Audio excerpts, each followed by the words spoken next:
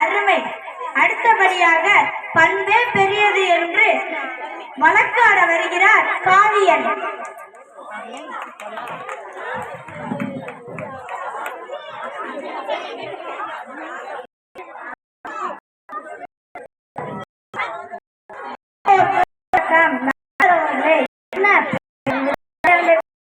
ஏதேதோ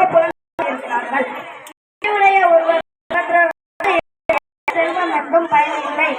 அப்பண்புதான் அன்பை கொடுக்கும். அந்த அன்பில் தான் பல மடங்கு உயர்வை தரும். உயிர் காக்கும் நெல்லிக்கனிக்கு கொடுத்தான் அதிகமான்.